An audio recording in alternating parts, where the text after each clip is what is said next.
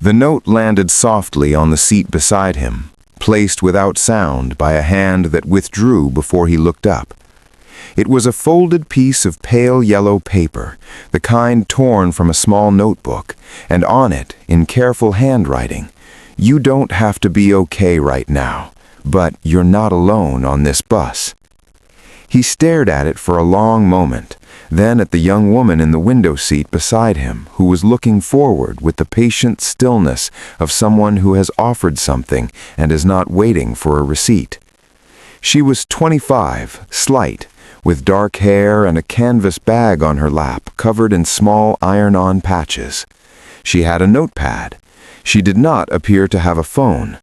She had not spoken since boarding at the Calloway Street stop, and he understood from the way she carried her quiet that the quiet was not temporary. His name was Ren Aldrich, 33 years old, founder and CEO of Aldrich Technologies, a software infrastructure company he had built over 9 years into something that employed 300 people across 5 cities.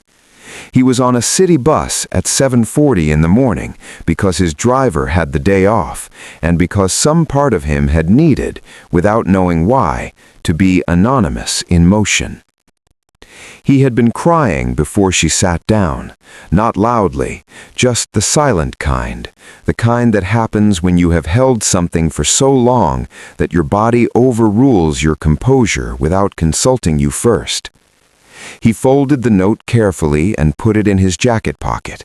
Then he wrote on the back of a receipt he found there and held it where she could see it. "Thank you. I didn't think anyone noticed." She took the receipt, wrote below his words, handed it back. "I notice quietly. It's what I do instead of talking." He looked at her. She looked forward. Something in the bus's ordinary morning rhythm, the stops, the light through the windows, the low hum of people going about their Tuesday, felt for the first time in weeks like something he could breathe inside. Her name was Solène Var. She had been selectively mute since 17, not from trauma, but from a neurological condition that had taken her voice in the way some conditions take hearing or sight, with neither warning nor explanation. She had built a life organized around written communication, around the notepad and the careful handwriting, and the patience of people willing to read rather than listen. She rode the number 9 bus every Tuesday to her illustration work at a small design studio on Harwick Avenue. She had written it for 2 years. She had given notes to 3 people in that time: a woman who had missed her stop and was panicking, a teenager who had dropped something and needed to know, and now this man in the good coat who was crying in the particular silent way of someone who had forgotten to ask for help. She did not know who he was. She had no reason to. He was a person on a bus who needed someone to notice him, and she had a notepad, and noticing was what she did. They passed the note back and forth for 4 stops, not about anything large. He asked if she rode this route often. She said yes, Tuesdays, the studio. He asked what she illustrated. She wrote, "Mostly children's books, occasionally grief. They're not that different." He read that and almost laughed, the genuine kind, the kind that arrives before you can decide whether you're in the mood for it. At the Harwick stop, she gathered her bag. Before she stood, she wrote one more thing and left it on the seat between them. Whatever today is, it's only one day. The next one comes regardless. That's either terrifying or hopeful, depending on how you hold it. She stood. She walked to the door. She did not look back. He picked up the note, read it twice, sat with it in both hands while the bus continued down Harwick Avenue and the city morning moved around him.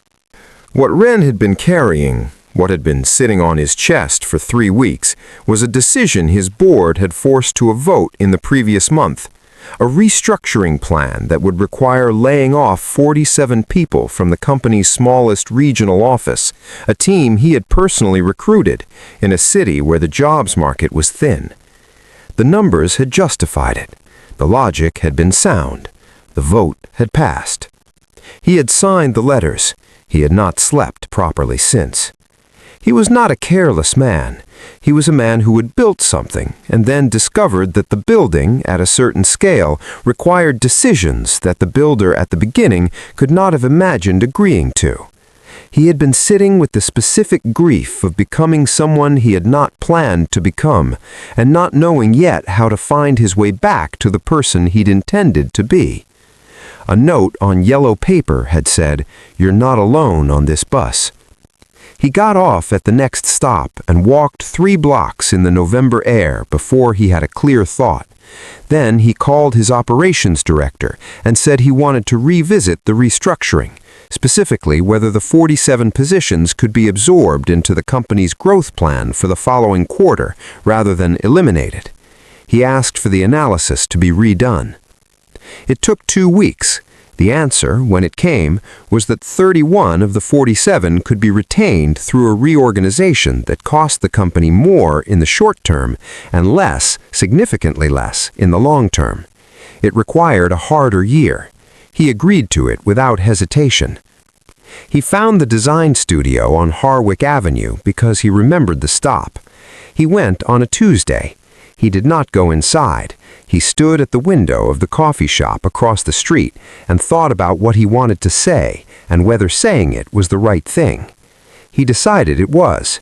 He wrote it in a note on yellow paper because that felt correct. He left it with the studio's front desk, addressed to the illustrator with the canvas bag and the iron-on patches, and walked back to his car. It said, "A stranger on a bus passed me a note 3 weeks ago, and I've been thinking about it every day since. I made a decision that kept 31 people employed because of what she wrote. She'll never know that, probably, but some things deserve to be said even when the person receiving them doesn't know the full story. You noticed me on a Tuesday morning when I had forgotten how to ask for help. Thank you, the man in the good coat." Solène read it at her desk on a Tuesday afternoon, with her notepad beside her, and the particular stillness of someone receiving something they didn't expect and didn't need and are grateful for anyway. She wrote one line in her notepad, not for him, just for herself, in the small private record she kept of the world. 31 people kept their jobs because of a folded piece of yellow paper. This is what noticing costs. Nothing. This is what it's worth. Everything. Outside the studio window, Harwick Avenue moved in its ordinary Tuesday rhythm. Inside it, a young woman with no voice and a full notepad sat with the quiet knowledge that kindness, offered without expectation into the uncertain air between strangers, lands somewhere real. You don't need words to reach someone. You need only to notice them.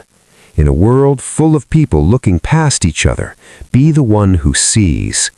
If this story touched your heart, please like, share, subscribe, and comment. Let's spread more stories of kindness and hope together.